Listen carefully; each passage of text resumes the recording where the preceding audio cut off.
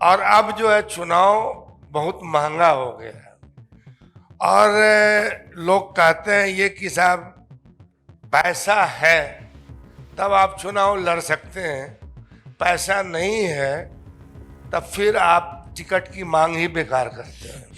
और एक विचार के लोग मानने वाले सर्टिफिकेट भी बांट रहे हैं कि हम जिसको कहेंगे देशभक्त वो होगा देशभक्त, हम जिसको कहेंगे देशद्रोही वो हो जाएगा देशद्रोही। एक धारा का है कि जो कहता है मानता है कि यह देश उसकी बपौती है, प्रमाण पत्र दे रहा है राष्ट्रीयता का, राष्ट्रद्रोही का। तो हमारे लिए बड़ा दुश्मन अभी वो है, उसको हराने के लिए हमने जो गठबंधन, इंडिया गठबंधन बनाया है। जब बने थे लालू यादव मुख्यमंत्री जी, तो उस वक्त सांप्रदायिक माहौल बिगाड़ने का जगह जगह उपाय। अब कभी कभी तकलीफ होती है हम लोगों को जरूर नीतीश कुमार जी से, उनका लालन पालन शिक्षण प्रशिक्षण सब समाजवादियों के साथ हुआ है, मगर अब वो कैसे, अब तो इसको कह सकते हैं कि सरकार में एक नंबर कुर्सी पर बने रहने के लिए वो उन्होंने समझौता किया है। अब जिस नेता के लिए हम आवाज लगाने जा रहे हैं, अब इस गरिमामय अवसर पर हम उस शख्सियत का स्वागत करने जा रहे हैं जिनका नाम बिहार की राजनीति, समाज और सेवा के क्षेत्र में सम्मान और विश्वास का प्रतीक है। राष्ट्रीय जनता दल के वरिष्ठ नेता अब्दुल बारी सिद्दीकी। मधुबनी की धरती से इन्होंने राजनीति की शुरुआत की। सिद्दीकी जी ने छात्र जीवन से ही जनसेवा अपना ध्येय बनाया। वे लंबे समय तक बिहार विधानसभा के सदस्य रहे और वित्त मंत्री, संसदीय कार्य मंत्री जैसे महत्वपूर्ण विभागों में सफल संचालन करते रहे। अपने स्पष्ट दृष्टिकोण, सरल व्यक्तित्व और जमीन से जुड़े होने के कारण उनको जनता में काफी सम्मान और प्यार मिलता है। आज एक जोरदार तालियों के साथ हम उनको मंच पर अपने स्टेट एडिटर अजय कुमार जी से आग्रह करते हैं कि लेकर के आवे। बहुत बहुत स्वागत है अब्दुल बारी सिद्दीकी जी।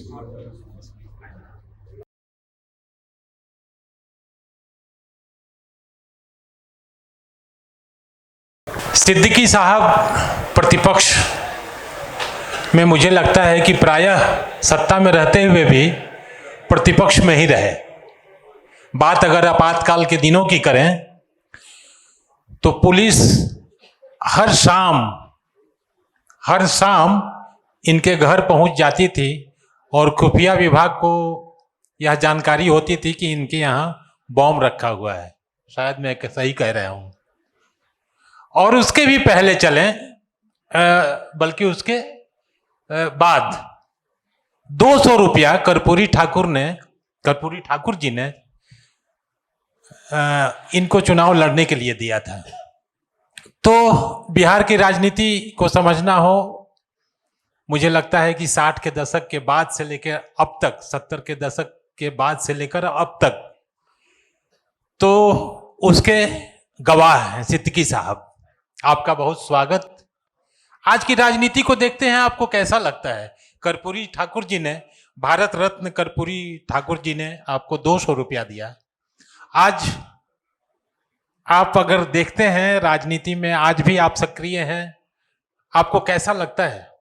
पहली बात तो मुझे अभी एहसास हो रहा है कि मैं कैदी की भूमिका में बैठा हूं और आप जो है जज की भूमिका में हैं। नहीं, बिल्कुल नहीं, या वकील के भूमिका में हैं।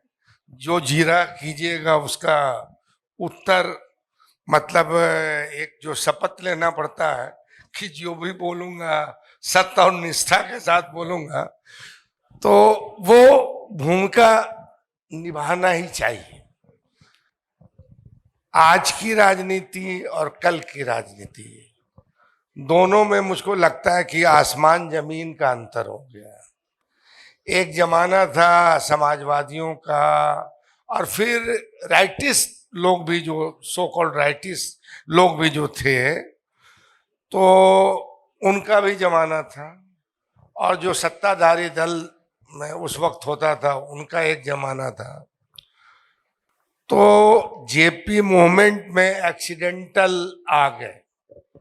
अब आ गए तो कभी सोचा नहीं था कि साहब हम इस लायक बनेंगे कि आप मुझको बुलाएंगे, मगर मैं आ गए तो आ गए।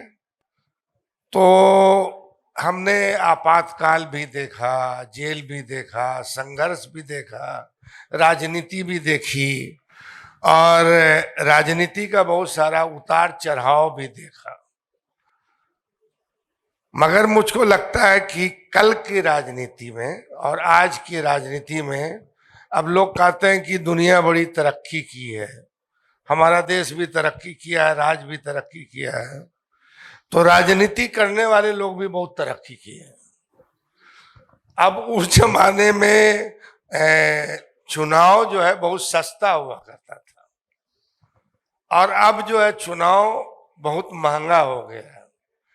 और लोग कहते हैं ये कि साहब पैसा है तब आप चुनाव लड़ सकते हैं, पैसा नहीं है तब फिर आप टिकट की मांग ही बेकार करते हैं। चुनाव को महंगाई मार गई, फिर भी भीड़ है। और इस आप एक सूचना कि हमारे साथ हमारे मंच हॉल में वरिष्ठ पत्रकार मणिकांत ठाकुर जी भी मौजूद हैं और इस कहाँ सेशन देख रहे हैं मणिकांत ठाकुर जी को? अच्छा, वहाँ है। उनका आदर करते हैं हम जी वो भी अपने फील्ड में उसी टाइप के हैं। जी। तो हम लौटते हैं कि चुनाव को क्या महंगाई मार गई, आपकी बातों से यही लगता है, फिर भी खरीदारों की भीड़ है। नहीं, ऐसा है ना कि कल्चर थोड़ा बदला है जी। और जिस तौर पे आज टिकट मांगने की होड़ है, पहले ये होड़ नहीं थी। और पहले डिस्ट्रिक्ट कमेटी से रिकमेंडेशन आता था, स्टेट कमेटी से रिकमेंडेशन आता था, पार्लियामेंट्री बोर्ड हुआ करती थी। पार्लियामेंट्री बोर्ड में कंस्टिट्यूएंसी वाइज जो उम्मीदवार होते थे उनका गुण दोष के आधार पर, वोट के आधार पर निर्णय लिया जाता था। मगर आज जो है हम लोग अधिकृत करते हैं, मतलब पार्लियामेंट्री बोर्ड की मीटिंग हुई, पार्लियामेंट्री बोर्ड में जो हमारे नेता हुए, और आज का जो दौर चला है उसमें थोड़ा लगता है आसान भी हो गया कि अधिकृत करना, सारी जिम्मेदारी नेता को दे देना, तो जीत और हार का जो सेहरा होता है अब नेता पर ही चला जाता है, कैंडिडेट पे नहीं रहता उतना। हम जो युवा साथी, जब बातचीत की निर्धारण हो रहा था कि कौन बात करेगा, तो मैंने अपने आप को नामित किया था कि मैं आपसे बात करना चाहता हूं। तो हम जो युवा साथी हैं वो ये चाहते हैं कि आप, जिनके पास कर्पूरी ठाकुर जी के साथ काम करने के ढेर सारे अनुभव हैं, तो बाकी जब हम लोगों से बातचीत कर रहे थे तो उसमें काफी कुछ सवाल जवाब था, लेकिन हम आपके मामले में हम ये थे कि आपसे कुछ किस्से सुनेंगे। एक किस्सा आपने, लेकिन उसका सही से पूरा बताया नहीं आपने, वो जो 200 रुपए वाला मामला है कि क्या 200 रुपए में चुनाव लड़ा जा सकता है क्या? देखिए, अब वो दौर है नहीं, और आज के जो लोग राजनीति में हैं उनको अगर ये बताया जाएगा तो वो बहुत आश्चर्यचकित होंगे। इलेक्शन कैसे लड़ा जाता है वो भी हमको बहुत ज्यादा ज्ञान नहीं था। जब आपने एंट्री ली थी 1977 में जब मुझको टिकट मिला और कैसे, और उस वक्त जो है बहेरा विधानसभा क्षेत्र हुआ करता था जी। और बहुत कद्दावर नेता, बहुत ईमानदार नेता और संसदीय एक तरह से ऑथोरिटीशियन कहिए, विधानसभा के स्पीकर हरिनाथ मिश्रा जी के खिलाफ मुझको टिकट मिला था 77 में। कैसे मिला टिकट? अब कैसे मिला क्या कि ऐसा है कि मेरा घर पड़ता था उसी में, उस वक्त बहेरा कंस्टिट्यूएंसी बना था वो। तो जो हमारे नेता लोग थे, जो हमारे शुभचिंतक थे, जो जिन लोगों ने टिकट मुझको देना चाहते थे, वो लोग एग्रीड नहीं थे मुझको बहेरा से टिकट देने के लिए। अच्छा। उस जमाने में जो है पहले नॉमिनेशन हो जाता था, फिर जो तय होता था चुनाव चिन्ह बाद में मिलता था। हाँ, तो फिर जिस सीट पे तय हुआ उस पे अपना सिंबल दिया, दूसरे जगह विड्रॉ करते थे लोग। जी जी। तो कर्पूरी जी कतई ये तैयार नहीं थे कि मैं बहेरा से लड़ूं। अच्छा उस वक्त उन्होंने मुझको 3 क्षेत्र से कहा कि नॉमिनेशन कीजिए, अच्छा जिसमें एक केवटी था, दूसरा पंडौल था और तीसरा बिहार शरीफ था।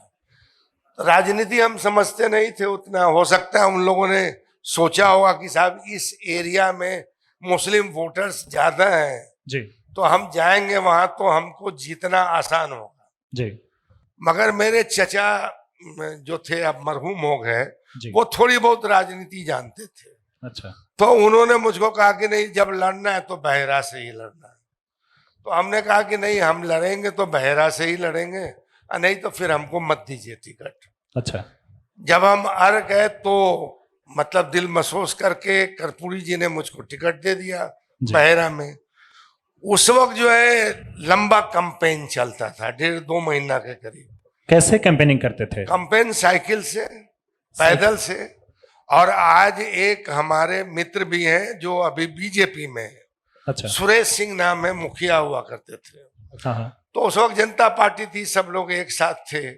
तो जब मुझको साइकिल से कैंपेन करते हुए देखते थे, पैदल से चलते हुए, हम्म, तो उसी बीच में उनकी उस जमाने में राजदूत मोटरसाइकिल, नई मोटरसाइकिल कसा के आई। अच्छा तो उन्होंने मेरे पास प्रस्ताव रखा कि आप जो है ऐसा कीजिए कि अभी मैं मोटरसाइकिल चलाना जानता भी नहीं, हम्म, और आपके साथ पटना के बहुत लड़के आए हैं हाँ हाँ आंदोलन वाले, जो वाहिनी वगैरह से जुड़े थे। हाँ, तो उनको साथ जो है आप मोटरसाइकिल से घूमिए। अब उस जमाने में कोई आदमी नया मोटरसाइकिल जिस पर अपना पूजा पाठ भी नहीं किया हो, चढ़ा भी नहीं हो, हाँ और वो मुझको दे दे, तो मैं आज तक उनका एहसानमंद हूँ। जी और हालांकि वो हैं बीजेपी में, मगर जब मैं चुनाव लड़ता था बहेरा से, जी तो मेरे चुनाव में वो मेरे साथ रहते थे, और लोकसभा के चुनाव में वो बीजेपी के साथ रहते थे। अच्छा। जी। तो वहां से वो जो 200 रुपए वाली कहानी भी है एक। अब ऐसा है कि मैं जानता भी नहीं था कि पैसा उसा नेता से मांगा जाता है। अच्छा तो कर्पूरी जी का प्रोग्राम था, महावीर बाबू लड़ते थे घनश्यामपुर से, और बहेरी से लड़ते थे तेजनान यादव। अब हम लोग क्या जानेगा कि नेता का प्रोग्राम मांगना है। अच्छा हम लोग को लगता था कि नेता अपने ही आना होगा तो प्रोग्राम देंगे। तो उनका प्रोग्राम ये 2 जगह पर पड़ा था, तो रास्ता था मेरे यहाँ से, अच्छा और एक आशापुर चौक है वहां, तो एक बल्लो कमती का चाय का दुकान था, पुराने सोशलिस्ट थे। तो कर्पूरी जी जब जाते थे तो वहां रुकते थे। तो वहां पे जो पुराने समाजवादी लोग हैं उनको घेरा, उनको कहा कि एक तो बुतरू को आपने टिकट दे दिया, उस वक्त मेरी मोजदारी निकल रही थी। बुतरू। हाँ, बुतरू, बुतरू मतलब अच्छा, बच्चा। अच्छा ये मैथिली में बोलते हैं, बुतरू के दे दिलिए। अच्छा अब फिर कहा कि एक तो बुतरू के दे दिलिए, अब फिर साधनों के कमी छे, पैसा उसा अपने दे ही नहीं चाहिए, वहां के लैंग्वेज में कहा उन्होंने। तो कर्पूरी जी ने हिंदी में रिप्लाई किया, क्या? कहा कि क्या वो जीत जाएगा? तो गंगा बाबू थे, स्वतंत्रता सेनानी, मर गए। उन्होंने कहा कि हाँ जीत जाएगा। तो उन्होंने कहा कि उधर से दोनों प्रोग्राम जब हम खत्म करके आते हैं तब आप बेनीपुर में जो है उनका प्रोग्राम लगा दीजिए। अच्छा तो बेनीपुर में प्रोग्राम रखा गया। मैं कहीं घूम रहा था, मुझको खबर गई कि कर्पूरी जी की आम सभा है, आप कैंडिडेट हैं, आप आ जाइए। तो आजकल का जो राजनीतिक दौर हुआ है, जब नेता मंच पे होते हैं, तो आजकल जो वीडियो फोटो का जो दौर शुरू हुआ है, तो जो नेता लोग है फोटो खिंचाने के लिए ठेल ठाल के आगे हो जाता है। अच्छा, मतलब जो विधायक लड़ रहे हैं तो जो मुख्य नेता बोल रहे हैं तो वहां किसी तरह से पहुंच जाए। हाँ, हाँ मैं पीछे बैठा हुआ था। अच्छा अब कर्पूरी जी का भाषण सुन लीजिए। कर्पूरी जी ने जो भाषण शुरू किया, तो उन्होंने कहा कि हरि जी बड़े ईमानदार आदमी हैं, संसदीय ज्ञाता हैं, उन पे किसी तरह की दाग नहीं लगी है, वगैरह वगैरह। जबकि वो विपक्ष में, मतलब आपके उनके दूसरी खिलाफ पार्टी में। आए थे, खिलाफ मेरे थे, पक्ष खिलाफ। में बोलने के लिए आए थे। अच्छा अच्छा। मैं पीछे से मन में सोच रहा था कि कर्पूरी जी मेरे पक्ष में प्रचार करने आए हैं या हरि जी के पक्ष में आए हैं प्रचार करने के लिए। जी जैसे ही इतना सुना, सोचा हमने, दिल बैठ गया। वैसे ही उन्होंने एक शब्द बोला कि जी मैंने जिस नौजवान को टिकट दिया है वो भी अपने उम्र में ईमानदार है। अच्छा। तब मुझको जान आई कि भाई चलो ये हुआ। जी। अब उसके बाद मीटिंग खत्म हो गई तो जो राजनीतिक नेता लोग थे लड़ाने वाले हम लोगों को, तो उन्होंने कहा कि कर्पूरी जी को कहिए कुछ पैसा देने के लिए। अच्छा। तो हमने कहा कि सब कुछ तो ठीक है ठाकुर जी, पैसा की कमी है। तो उन्होंने अपने पॉकेट में हाथ डाला और 200 रुपया निकाला हमको। तो मुझको उन्होंने वो 200 रुपया दिया उस चुनाव में। उस 200 के बाद एक नया पैसा नहीं दिया। वही 200 रुपया जो पार्टी के तरफ से मिला, तो हम कह सकते हैं कि उस 200 रुपये में पार्टी के द्वारा जो दिया गया उसी में चुनाव लड़े। पूरा चुनाव उस 200 रुपए में लड़े जी। और अब जीते। तो वो जमाना अलग था, अब जमाना अलग है। जी, बड़ा बढ़िया ये बात आपने कहा कि हम बात भी उसी तरह की कर रहे हैं कि वो जमाना अलग था, ये जमाना अलग है।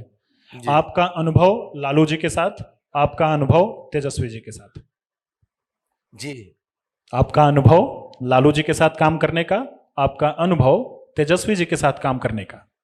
लालू जी चौमुखी व्यक्तित्व के व्यक्ति हैं और जब मेरे ख्याल से 87 में ही, क्या मणिकांत जी सही बोल रहे, कर्पूरी जी का डेथ हुआ था 87 में ही संभव, 87 में, 87। जी जी 87। तो उस वक्त जो उनके सब यात्रा में जो लोग आए थे, बहुतों ने हम लोगों ने पूछा कि कर्पूरी जी को आप कैसे जानते हैं।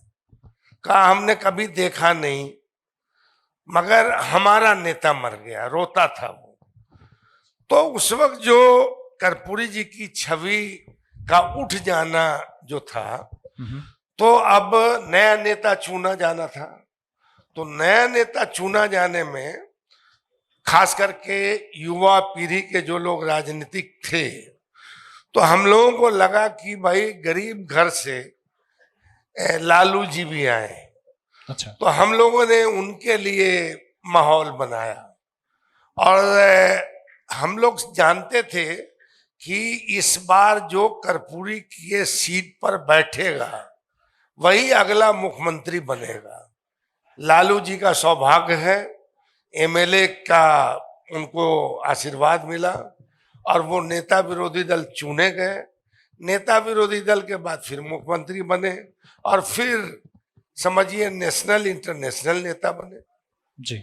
तेजस्वी जी, तेजस्वी जी को विरासत में मिली है, मैं कह सकता हूं कि विरासत में मिली है। इस वजह से भी विरासत में मिली है कि चूंकि लालू जी अस्वस्थ हो गए और आज के दौर में लोग चाहता है कि साहब इस लायक कोई आदमी हो जो हमारी विरासत, सामाजिक और राजनीतिक विरासत को संभाले।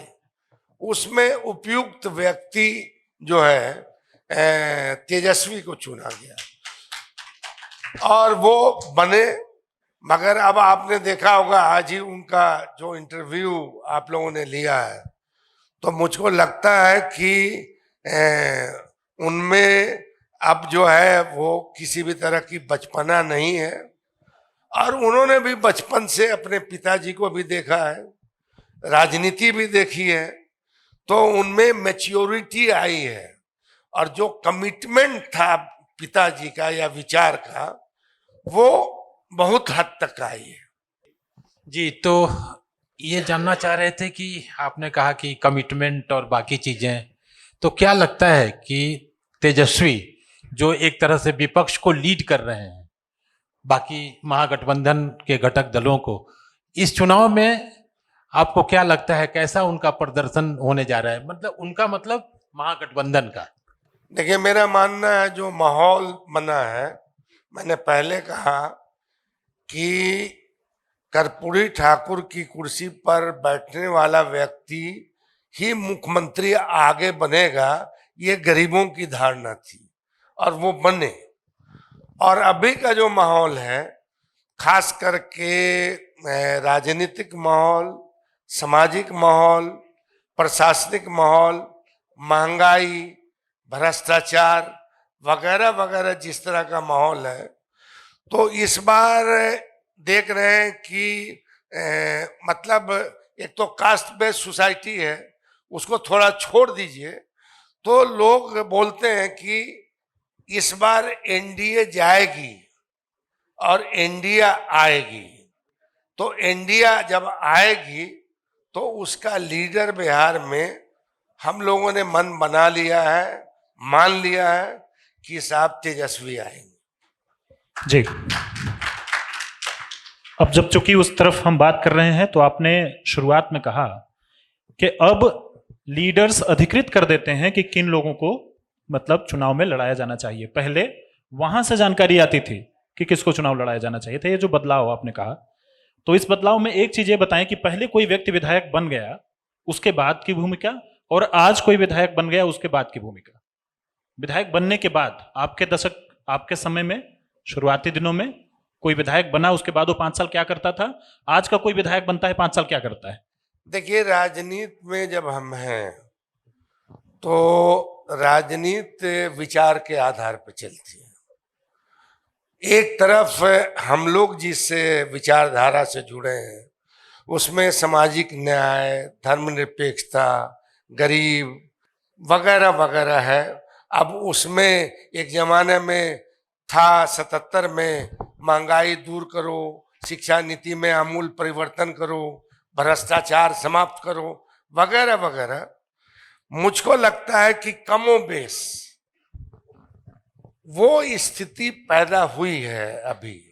अच्छा, अब आदमी आज जो है टेबल टू टेबल, आज भ्रष्टाचार प्रकाष्ठा पे है, आज महंगाई भी बहुत ज्यादा बढ़ी है, और आज जो है राजनीति के मामले में भी जो उन्मादी राजनीति है, जिसकी जरूरत देश को नहीं है, समाज को नहीं है, जिससे समाज भी कमजोर होता है, देश भी कमजोर होता है। तो दो धारा की लड़ाई चल रही है अभी। एक धारा का है कि जो कहता है, मानता है कि यह देश उसकी बपौती है। हम लोग कहते हैं कि यह देश किसी एक की बपौती नहीं है, बल्कि यहाँ के गरीब गुरबा नागरिक, गांव के रहने वाले लोग, शहर के रहने वाले लोग, यह देश उनका है जी।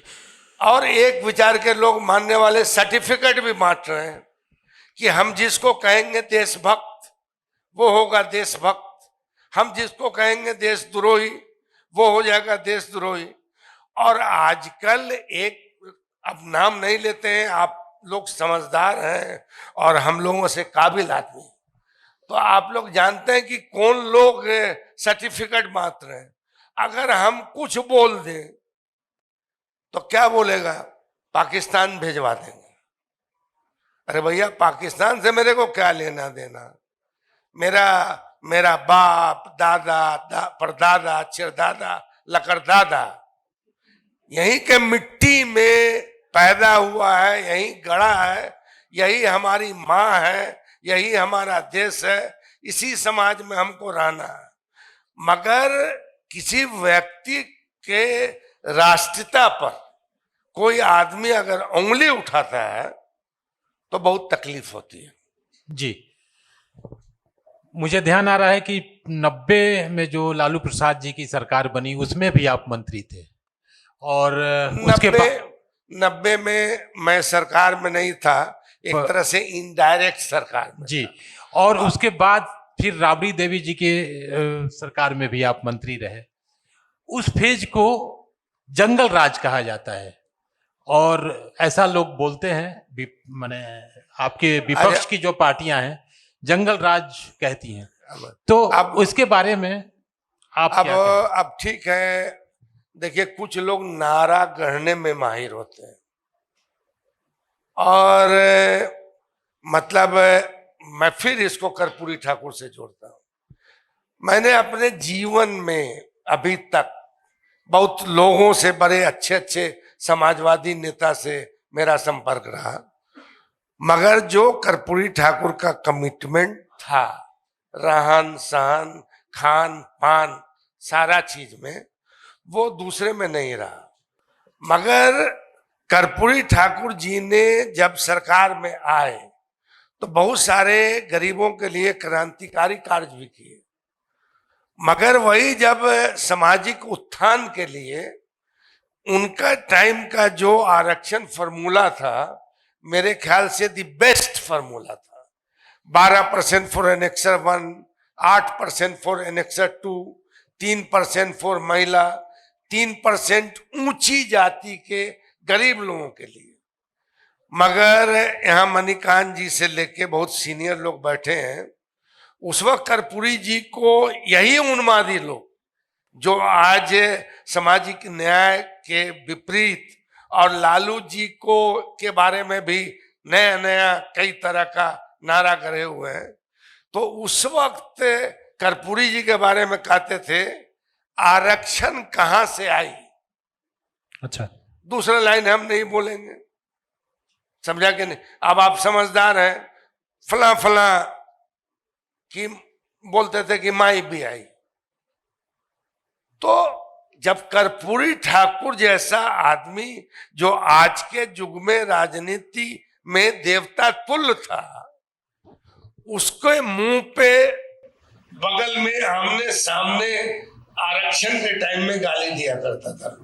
उन्होंने जब मुख्यमंत्री बने तो लड़कियों का बीए तक का फीस माफ कर दिया, मैट्रिक तक का माफ कर दिया, वगैरह वगैरह। और वो जानते थे कि गरीब का जो लड़का है वो अंग्रेजी में कमजोर होता है, तो इसलिए उन्होंने पास विदाउट इंग्लिश किया था। इसका भी मजाक उड़ाया था लोगों ने। तो मेरे कहने का तात्पर्य यह है कि जब वैसा देवता तुल्य आदमी को निर्लज होकर जो लोग गाली दे सकते हैं, तो वो आज भी कई तरह, आज जो है कर्पूरी जी के सामने गाली देता था और लालू जी के दाएं बाएं आगे पीछे देख के गाली देता है।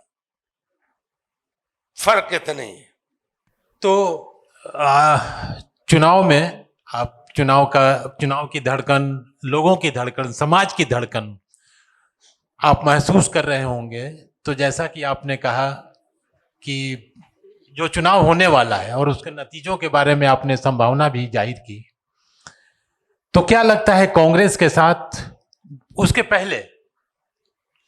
पहले सीटों का तालमेल, बंटवारा टिकटों का कांग्रेस के साथ और जो बाकी आपके अलाई है, गठबंधन दल हैं, उनके साथ सरल तरीके से, सुगम तरीके से क्या हो पाएगा, जबकि उनकी मांग काफी ज्यादा हो रही है, दिख रही है। देखिए, ऐसा है कि इसको अदरवाइज नहीं लीजिएगा, मगर समान विचार या थोड़ा बहुत हमारी राजनीति का थोड़ा बहुत सहायक बनने वाला जो लोग होता है, तो उसके साथ जो है गठबंधन बनाना पड़ता है।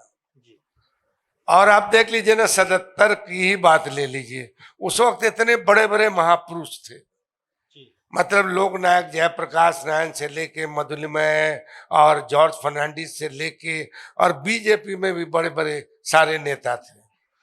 मगर उस वक्त भी एक तरह से वो गठबंधन ही था, जनता पार्टी।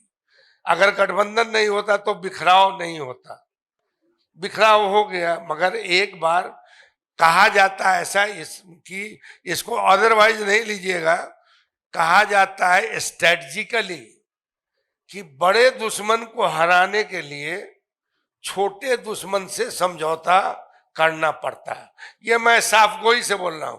इसको आप लोग इंटरप्रेट कर सकते हैं कि साहब आप जो है दूसरे लोग हैं, उसमें छोटे दुश्मन कौन है, फलाने कौन है, वैसा नहीं है। मगर मिनिमम कॉमन प्रोग्राम के आधार पर जो साथ आता है और बड़ा दुश्मन को बनाने के, हराने के लिए जो गठबंधन में आता है, तो हमारे लिए अभी बड़ा दुश्मन जो हमको प्रमाण पत्र दे रहा है राष्ट्रीयता का, राष्ट्रद्रोही का।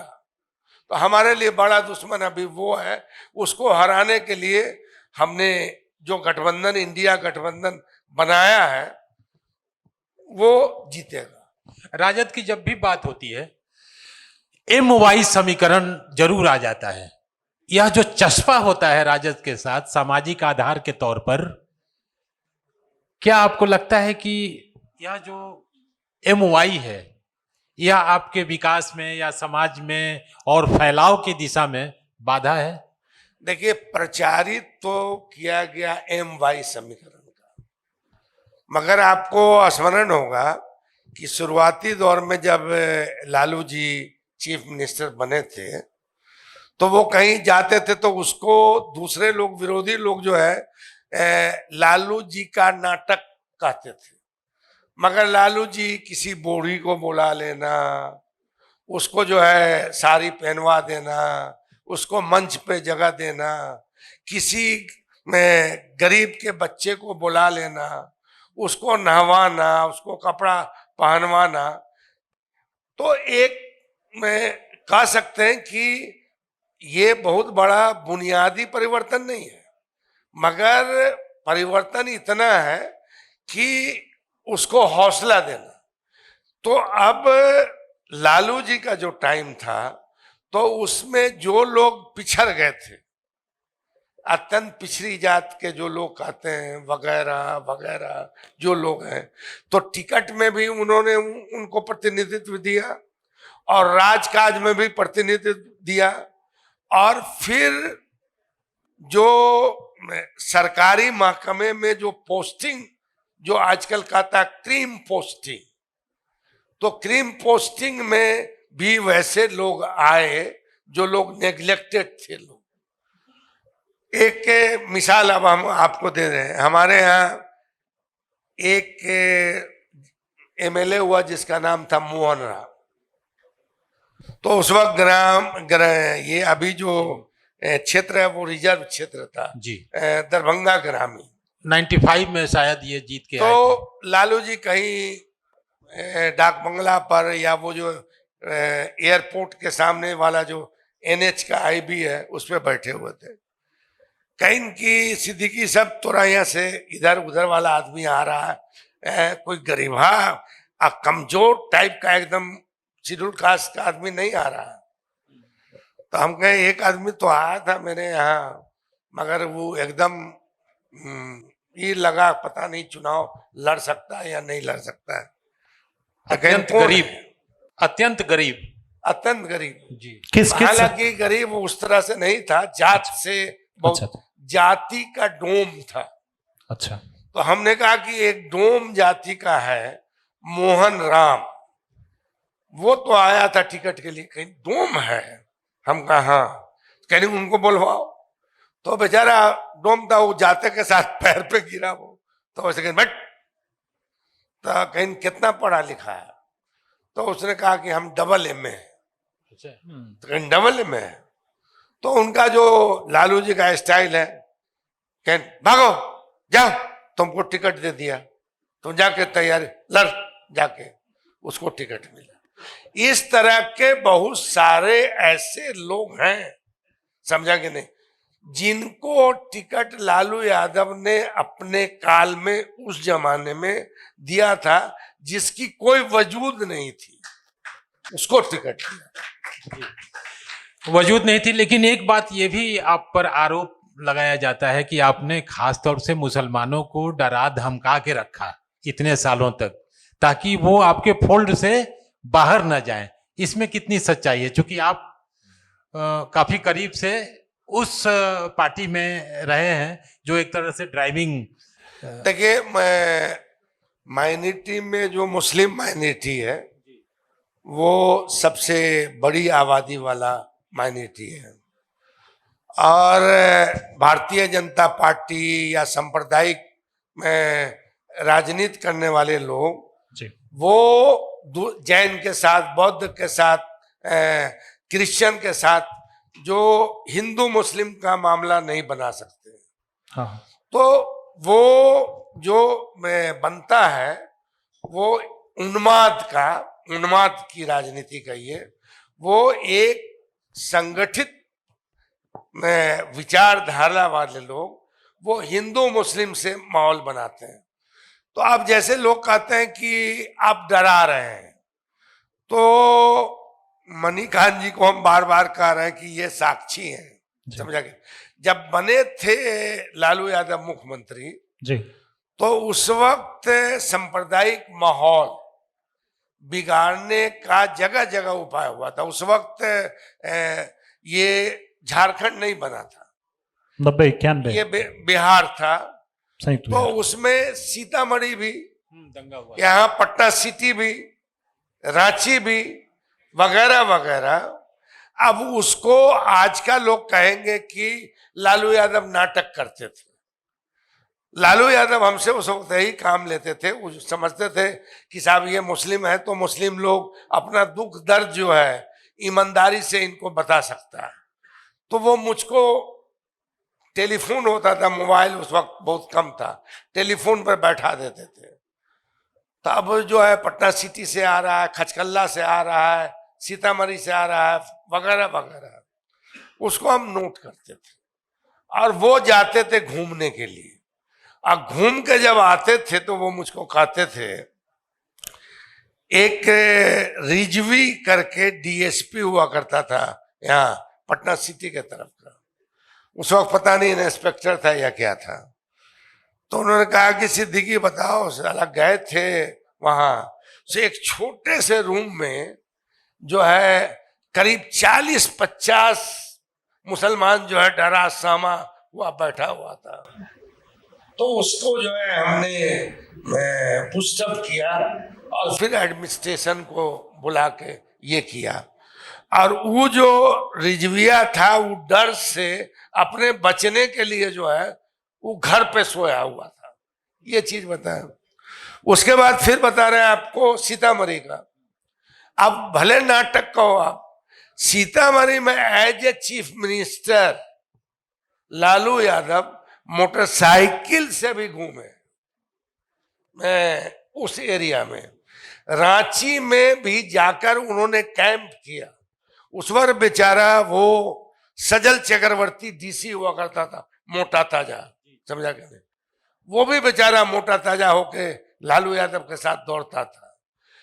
तो अब क्या है कि जो माइनॉरिटी कम्युनिटी में खास करके जो अनसिक्योर्ड इस मामले में कभी फील करता है, तो उसको अगर कोई सिक्योरिटी देता है या उसके पीठ पीछे खड़ा होता है तो उसको मुसलमान भूलता नहीं। एक ही धारा की राजनीति आप भी करते हैं, एक ही धारा की राजनीति कमोबेश जदयू और नीतीश कुमार जी की भी रही है। क्या आप संभावना कोई देखते हैं, दूर दूर तक ही सही, कि दोनों कहीं ये धारा आपस में मिलने जा रही है? देखिए ऐसा है कि अब तो टाइम टू टाइम सरकार में आने के लिए बहुत तरह का समझौता बहुत लोग कर लेते हैं। इसमें कभी कभी समाजवादी लोग भी कुछ लोग किए हैं, बड़े लोग भी किए हैं, छोटे लोग भी किए हैं। अब मगर क्या है कि पद जो है ना ये अस्थायी है, मगर विचार और आपका व्यक्तित्व, आपका जो चलने और फिरने का आदतन अपने आप में जो ढालते हैं आप, उसको लोग याद रखता है। अब कभी कभी तकलीफ होती है हम लोगों को जरूर नीतीश कुमार जी से, उनका लालन पालन शिक्षण प्रशिक्षण सब समाजवादियों के साथ हुआ है, मगर अब वो कैसे, अब तो इसको कह सकते हैं कि सरकार में एक नंबर कुर्सी पर बने रहने के लिए वो उन्होंने समझौता किया है। मगर कभी कभी विचार के प्रति अगर हम प्रतिबद्ध हैं तो विचार हमारे लिए महत्वपूर्ण है, सरकार महत्वपूर्ण नहीं है।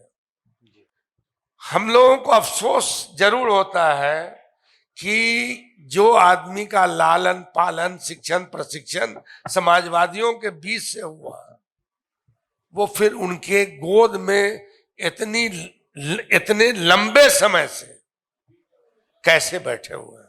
जी, क्या एक आपकी एक जो है नया नया चला है ना, रैपिड फायर, फटाफट सवाल पूछते हैं, हाँ, फटाफट जवाब। उसमें कुछ सही भी होगा कुछ गलत भी होगा, पूछिए। नहीं, गलत कुछ नहीं। पहला सवाल है कि दिन भर में पान कितना खा जाते हैं? जी, दिन भर में कितना पान खा जाते हैं? पान तो इधर कम खा रहे हैं, 10-20 तो पान खा जाते थे। ये हमारे मिथिला का कल्चर है। पहले पान नहीं खाते थे। हाँ। इलेक्शन में जाते थे तो लोग कहता था नाश्ता कर लीजिए, तो समय बचाने के लिए कहते थे कि पान दे दीजिए। अच्छा। तो उसी में एक बुरी आदत पड़ गई, समझे। पहली बार पान खाए थे तो चचा ने पीटा था। अच्छा। और बाद में वही चचा जब हम राजनीति में आए तो वो पान मुझको भी बढ़ाते थे। घर पे आपको किस नाम से बुलाते हैं? जी, आपको घर पे किस नाम से बुलाते हैं? बारी के नाम से बुलाते हैं। अच्छा। बारी। लालू यादव जी के साथ कभी लिट्टी चोखा बैठ के खाने का मौका मिला? बहुत बार मिला, बहुत चीज खाने का मौका मिला, बहुत घूमने का मौका मिला, बहुत देखने समझने का मौका मिला, खाने पीने का भी मौका मिला। खाने पीने का मतलब पानी, अच्छा। समझा कि नहीं, तो वो मौका मिला। कविताएं पसंद हैं या गजल? जी, कविताएं पसंद हैं या गजल? गजल भी पसंद है और पूरा मेहदी हसन को बहुत सुनते रहा, अच्छा। गुलाम अली को भी बहुत सुना है, मगर गा नहीं सकते हैं। बाबा के गांव के लिए भी आपने कुछ किया है?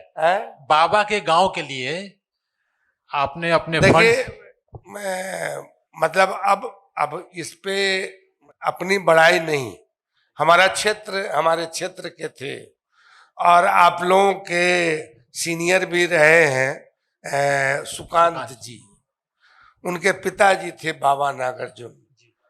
आंदोलन से रिश्ता भी रहा, रूठे भी, अलग भी हुए, समझा कि नहीं, मगर उनके इतना बड़ा व्यक्तित्व उस गांव का, तरौनी का। जी, तरौनी, समझे कि बहुत प्रतिष्ठित गांव है मैथिल ब्राह्मणों की। जी जी जी। मगर कभी कभी ताज्जुब होता है कि जहां इतना बड़ा व्यक्तित्व पैदा हुआ, उसके लिए उसका समाज भी कुछ नहीं किया। मगर समाज में जब व्यक्तित्व बड़ा हो जाता है तो उसको जात और धर्म के दायरे में नहीं देखना चाहिए, नहीं सोचना चाहिए। और हम लोग अक्सर इज्जत देते आए हैं, देते रहेंगे, दे रहे हैं। नहीं, तरौनी वहां के लिए आपने कोई अपने फंड से, हमने सुना कि छोटा सा काम किया था, समझा कि नहीं। और अभी भी विधायक योजना होता है यहाँ, तो आजकल, पहले तो विधायक योजना था नहीं, फिर जो है 2 लाख या 70,000 ऐसे शुरू हुआ, अभी 4 करोड़ का विधायक योजना हो गया। तो हमारा 2 साल का जमा था जी, समझाना। तो अब कुछ बातें आपको परोक्ष रूप से बताई, उसका सार्वजनिक रूप से जिक्र करना अच्छा नहीं है। जी। कोई किताब युवाओं को सजेस्ट करेंगे क्या? कोई किताब युवा पीढ़ी को सजेस्ट करेंगे कि क्या पढ़ना चाहिए? किताब तो प्रेमचंद को पढ़े, प्रेमचंद को तो पढ़ना चाहिए, दिनकर को पढ़ना चाहिए, समझे कि नहीं, गालिब को भी पढ़ना चाहिए उर्दू में। अच्छा, तो फिर इसी बात पर, आज की राजनीति पर कोई एक शेर हो जाता तो मजा आ जाता। अब क्या शेर, पता नहीं, उतना सोच के निकालना उसमें मजा नहीं। कुछ भी जो मन में आए, कुछ भी क्या कहें। अच्छा ठीक है, एक आखिरी सवाल, लालू जी की भाषण की स्टाइल पसंद है या तेजस्वी जी की?